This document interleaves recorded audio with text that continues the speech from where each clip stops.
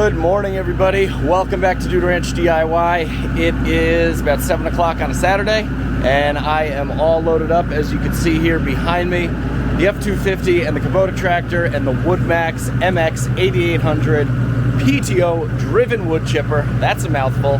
And the 55-inch Wicked Grapple.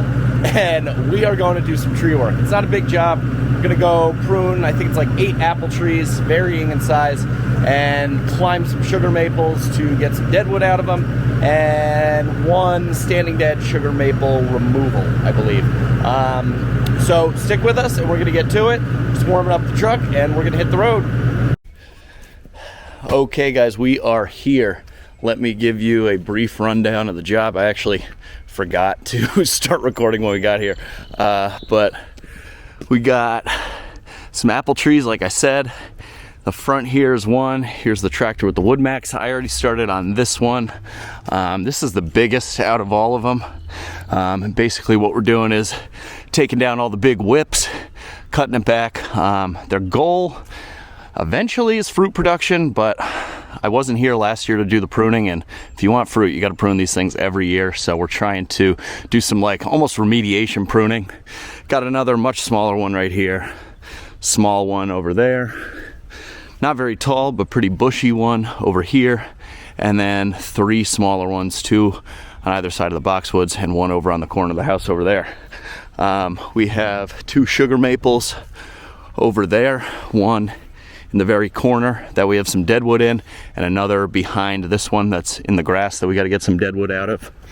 And then over here, Joe is working on the last apple tree, and behind him you can see that white barkless standing pole. That's a sugar maple that has to come down. So I'm gonna set you guys up on a time lapse here, and hopefully you can get a good view of the transformation of this big apple tree. I think this one and this one will probably be the most dramatic changes that you'll be able to see on camera.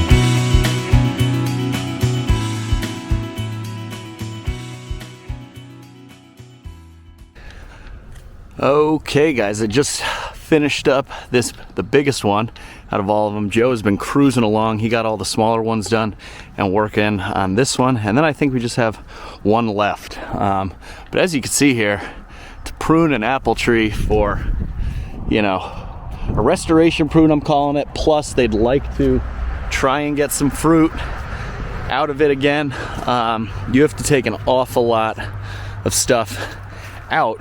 That way most of the energy, you know, from the leaves and from the tree itself can go into producing that fruit. So that's why when you see an apple tree that produces apples, at least in the wintertime, they look pretty darn bare. So it'll be interesting to see what that time lapse looked like, because this thing was pretty full, but it's looking good. Joe took this little bit out of this little guy, and again, you know, you always cut back to you know, like to a terminal bud. So as you can see there, if it'll focus, there's a little bud there, and you cut it right back to that. You never really want to leave like too many stubs, essentially. That way they can heal over. And that's the apple tree pruning.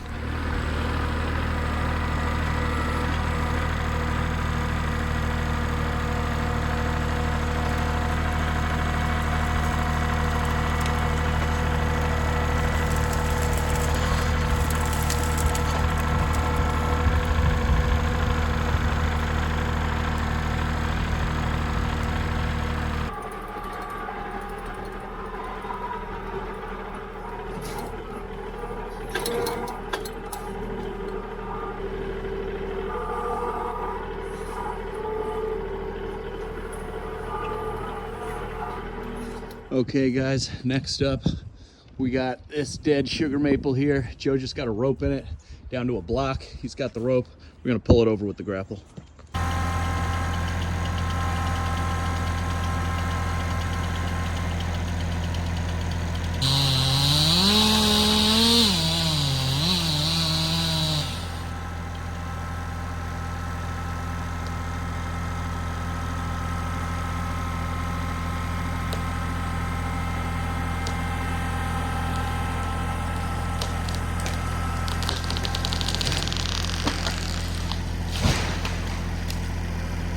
Okay, safely got that tree down, landed right where we wanted it, and that's all we're gonna do. The customer's gonna cut it up for firewood. They have a wood burning stove. Got this pile of the apple brush here. We're gonna chip that up and just fly chip it into the woods.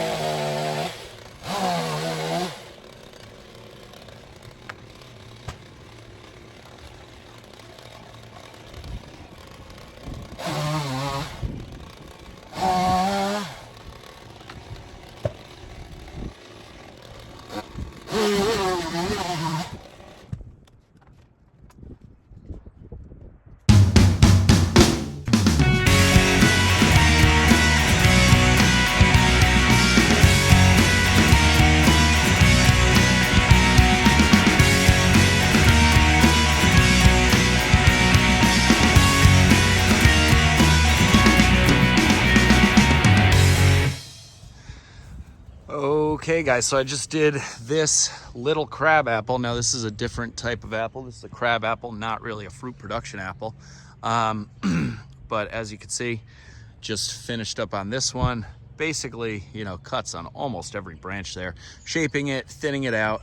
What you're going for here is you want to, you know, again, head off your cuts at a terminal bud and basically just thin out the crown, eliminate any crossing, rubbing branches, and then you go into the center and you can kind of predict where those branches are gonna go and try to, you know, shape them and direct them where you want them to go. So by cutting them back to a little twig or something that's going in a different direction, you can kind of do that. So I know it's kind of close and might be a little bit hard to tell, but that's one that, you know, I just finished up. And again, it's the first time we're pruning it. These are fairly new, maybe like 2 or 3 years old. And here is one that I'm about to do and haven't done it, you know, any pruning on either. These were both planted at the same time. So you can see the, you know, vast difference of how thick this is. I know it's hard to see with not a solid background in the back, but that just tripped over the solo stove, you know, compared to this. So pruned and not pruned, but it's about to be.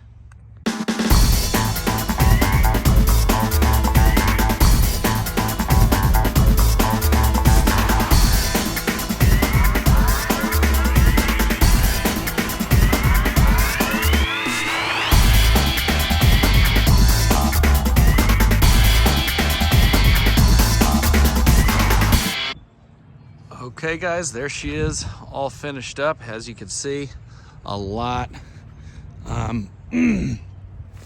thinner, more open, airy than it was to begin with. So now we got 2 matching little crab apples. So basically, you know, we're like structure pruning here to establish good structure, you know, going forward.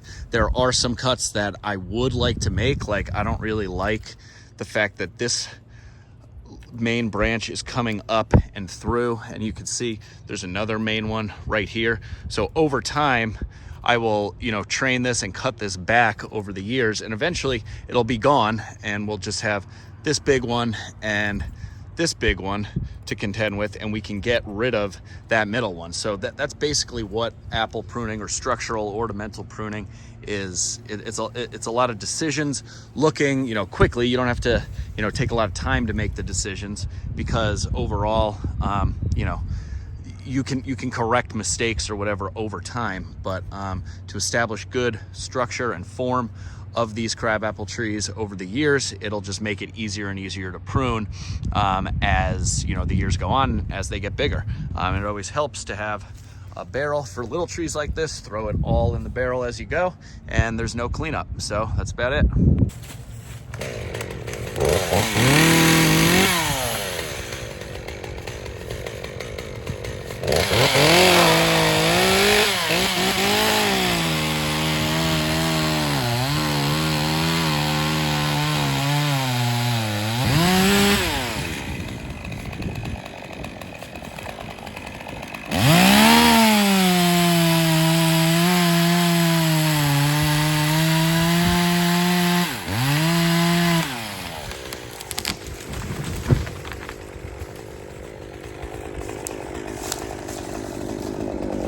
All right, that's one. I just got a couple dead spars back here to drop that they just added on. If I can find them. They all kind of look the same. I think there's another one back over here. Ah, here it is. It's a dead elm, so we'll drop that down now. It's leaning away from me, but I'm gonna try to get it to go this way. That way it's not over their stone wall.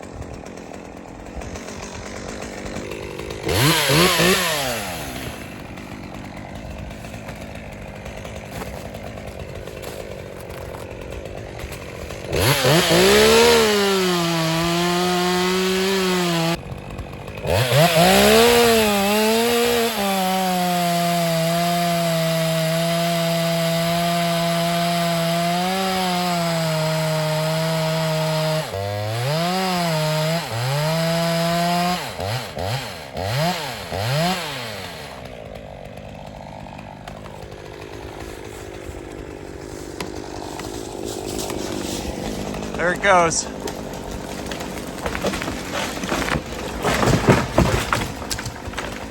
Perfect. Didn't hit the stone wall at all, and I don't even think we broke any saplings or branches, so that worked out well.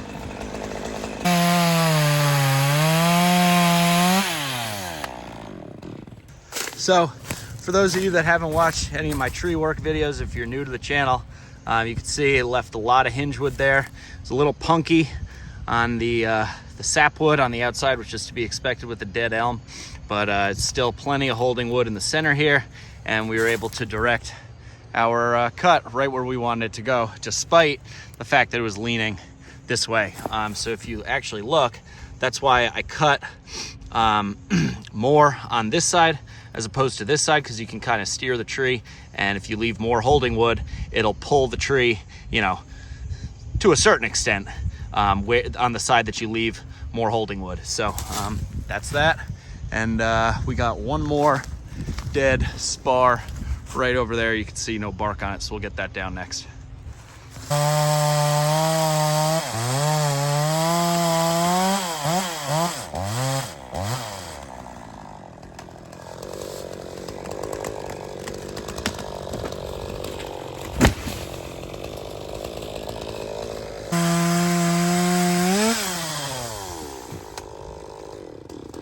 Okay, just found one more. This black cherry here, stone dead, no buds on it. It's leaning the right way, so we're gonna get it to drop down right in this opening here. See if we can avoid that little sapling right there.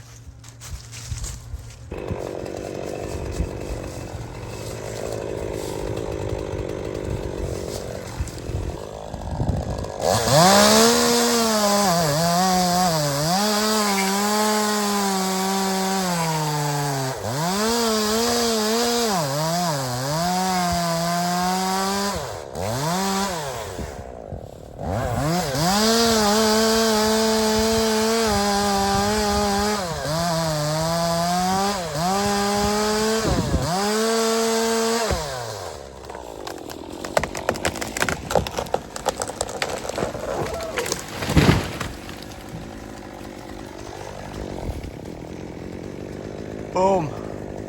Got her down, no problem.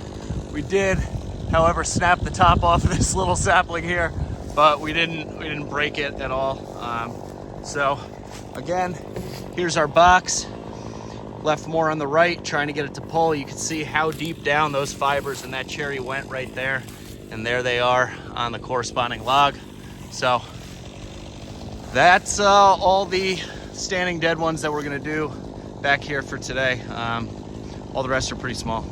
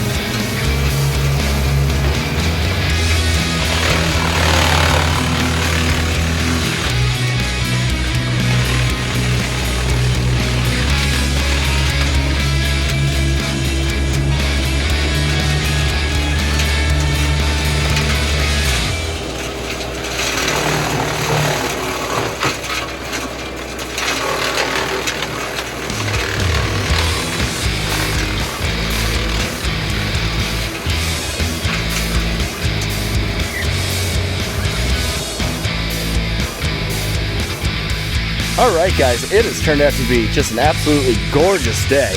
I got here a little bit before 8 o'clock. It is now 11:49. Joe just took off. Let me walk you around and show you basically what we did. So here is one of the small apple trees. Here is the big apple tree I did in the beginning of the video. We got another small crab apple tree here that Joe did. The last thing we did was while I was dropping those trees in the backwoods that were standing dead, Joe ran up these two sugar maples and got some big dead bones off of them, and we chipped them up. I got fresh blades on the WoodMaxx chipper, so it made some really nice chips. I think they're going to use these as little pathways in their garden. So as you can see, when nice fresh knives on the chipper, even big, like 6-inch stone dead sugar maple, which is pretty hard stuff, chips it up pretty good. He took one off here because this tree lost a leader back when. You can see the rounds stacked up over there.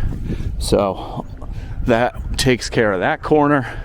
Then we come over to this apple over on the side, and this one, you can see it's been let go for a while. So it was in pretty bad shape when I started coming here, and we've been cutting down those big main sprigs on the top little by little each year. So again, it's kind of a process because this one got a little bit unruly, especially on the top, but on the sides you can see it has a nice structure. They like the wide. We don't take quite as much on this one because of the window there and this room.